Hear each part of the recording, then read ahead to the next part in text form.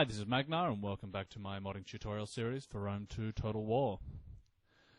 In this episode, I'm going to show you how to set up and walk you through projectiles, through missile weapons. In the last episode, we briefly touched on melee weapons and armor and shields, and this one will be on the missile weapons. So the first thing we're going to do, we're going to go to our unit base pack, or whichever pack file you're using.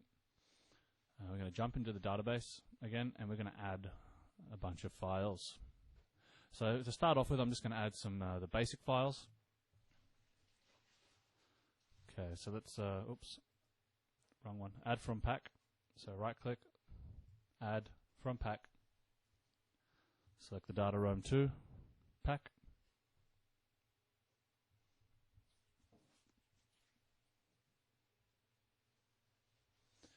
Okay, let's open that up. Now the tables we want to grab,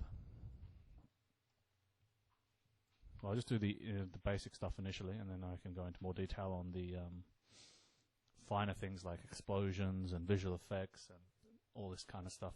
Adding new models for projectiles. I'll get to that stuff a bit later on. I may even do another episode on more detailed missile weapons, but for the basic missile weapon stuff we need missile weapons table. Missile weapons, there it is. Right click on that. We also need missile weapons to projectiles table, so we'll right click on that as well. And let's also grab the projectiles table.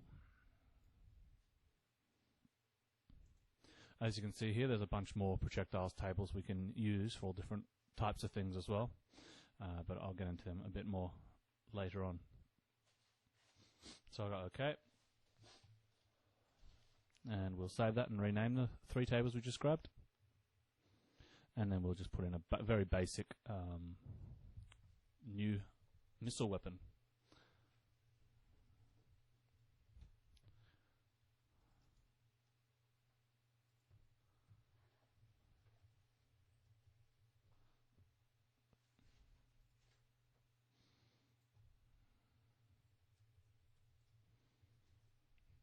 Okay, so I'll save it again.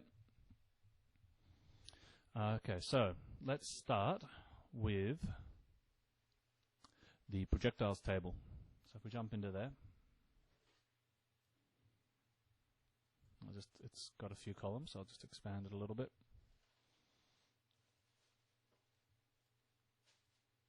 So what we do first is if we don't want to use a projectile which is already there, I mean we can use a projectile which is already there, but if we don't want to, if we want to create a new one, we come into here. Otherwise, we don't need to add this table. And we can create something new, and we can give it all sorts of different things. The projectiles is where like the damage of the missile weapon dealt, AP damage, the speed of the projectile. Well, I don't think that actually does anything. Yeah, I don't think that does anything to speed. You can give different bonuses to the accuracy of units when they're firing this weapon. So here is the speed of the weapon. Different things to do with elevation, if you want it to be a lob type weapon or a fairly straight shooting weapon. Some range required. The effective range is used with, if we come over further, calibration distance and calibration area. I'll get into that a little bit more, but that's pretty much how the accuracy of the weapon is determined. You have some explosions, the look of the weapon, what the shot type is, and a bunch of other stuff here which you can see. You get same like with melee weapons. You got your bonuses versus infantry, cavalry, and elephants. Here's the display. So. And audio, of course, you've got audio tables that you can associate with it. Okay, some statistic effects, so you can add some effects to the weapon to make it damage buildings, give it a shockwave to push units back or something.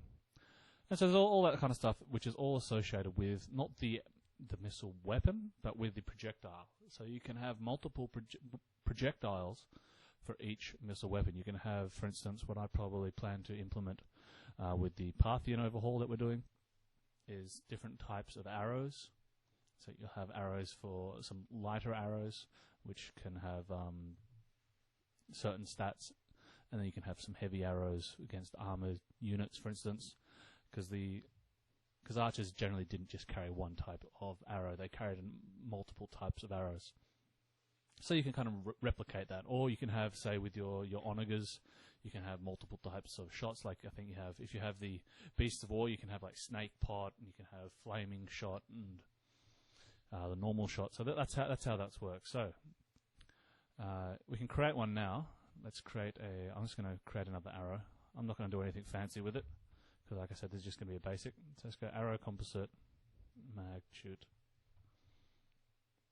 I'm just going to keep pretty much everything similar except make it have a huge range.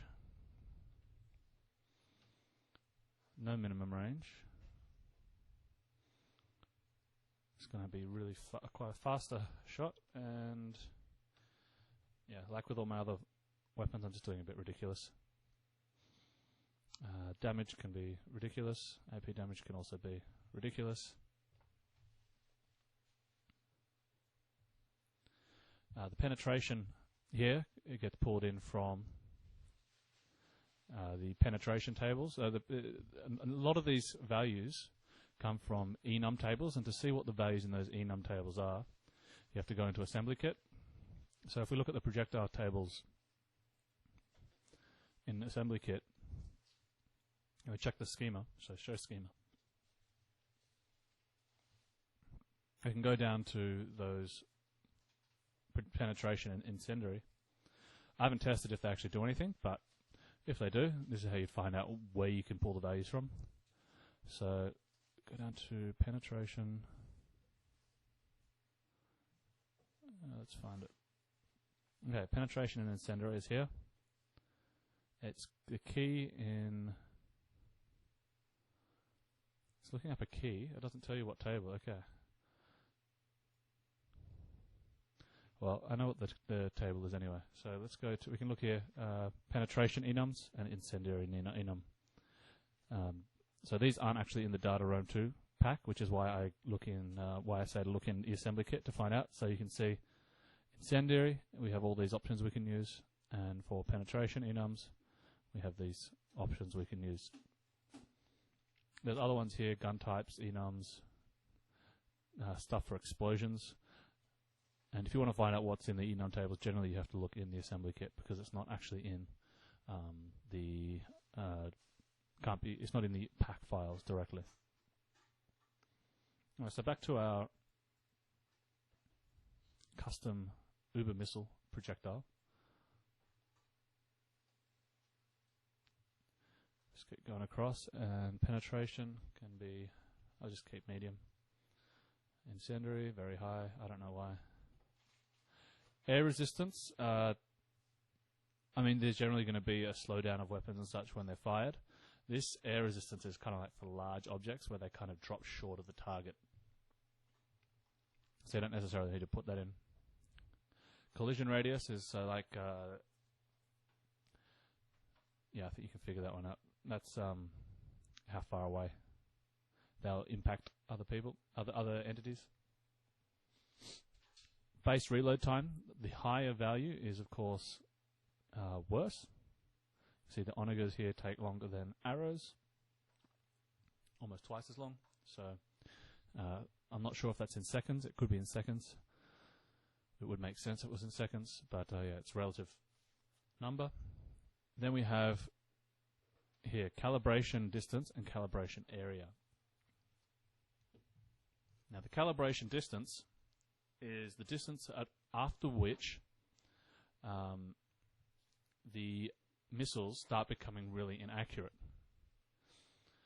So if you have very low calibration distance, then the spread will be much greater of the after that area will be much greater, and the calibration area is how great that spread is. So this is from what distance onward is the spread, and this one is how big is the spread. So both of them come into play with making projectiles accurate or inaccurate. In Magnar Mod, we've reduced these calibration distances quite a bit and increased calibration areas quite a bit. We'll probably do it even more increases to calibration area in the future to make missiles really a lot more inaccurate and a lot more random. So that's what those two things do, and they're very important. The marksman bonus, I haven't confirmed if that actually does anything. Could be from a previous version, previous game, but if it does do anything, it's secondary to these two stats. This stuff here is fairly self-explanatory. Bonus versus cab, bonus versus elephant, bonus versus infantry. Okay, you got your projectile here. So what's going to look like? Again, if you want to see what where any of these are coming from, and I'll get into adding custom projectiles later, so I'll talk more about that here. But if you want to check straight away what they're coming from, you look at the Show Schema button in Assembly Kit, and that's how you do it. Okay, you got the audio is coming from the audio file, projectile audio tables. We haven't added that again. It's more detail that we don't necessarily need to go into now. Shockwave radius, -1 is of course no shockwave radius. Anything over 1 there is a shockwave. So if you have a huge rock falling, then it'll cause shock and pushback units which aren't directly touching it. Okay, you get your additional effects and whether it can damage buildings or not. So that's pretty much how we set up a projectile. So I'm going to leave what we've done here as that, and I'm going to delete everything else.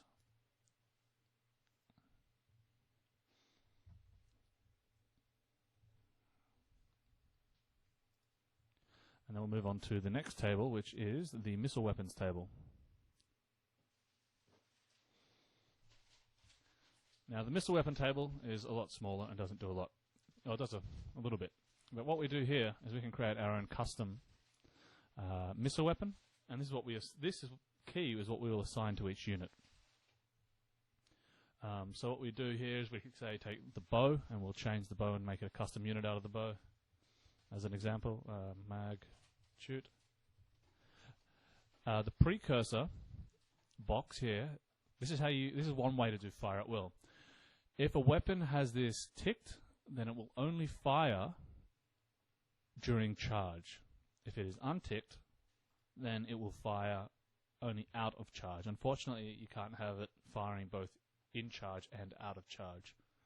So a unit only has one option.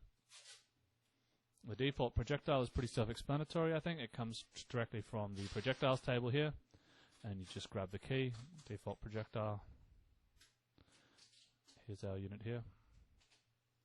And can fire at buildings, again, self-explanatory, whether it actually does any damage to buildings. So I'm going to save that as that and delete everything else. Okay, save. The third part to the basic missiles is to combine the two. So we go do that in the missile weapons to projectiles table. Here we can assign our missile weapon, which I've just already copied. I'll do it again anyway. So you copy that, Control C, and we put it in here in the missile weapon column. You can put it multiple times if you want and assign multiple projectiles to it, which can then be chosen during battle. And one of them is going to be our custom projectile, which you just put in the projectiles tab. Let's grab something else as well, arrow flaming.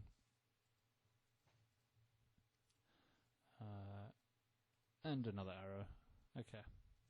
So that's how you do it. So now that bow should have 3 options to choose from when in combat, and you can pick different types of shots. So now I'll delete the rest again. Oh, if you've done that, you can revert cells to original value. Now I'll save that, and I'll copy this missile weapon, and I'm going to assign it to a unit now. So I'll go to my land units table, and I'm going to turn this slinger unit, even though it says slinger, I'm going to give it a bow now. Well, it's a bit difficult to give it a bow. I'm also going to need to change the variant mesh definition, and I'm also going to have to change the animation. So I'm not going to do that. I'm actually going to just give it to a vanilla unit instead. So I don't have to do all that extra stuff, which isn't really associated with this tutorial. So let's go here. I'll find an archer, African archer maybe. Here we go. So row 3, African archer. I'm going to go across to the primary missile weapon, and I'm going to give it the bow mag shoot weapon, and save that. And that's all there is to the basic setting up and assigning of missile weapons. I'll go in a bit more detail with explosions and adding new missile projectile models and audio and such in a future episode.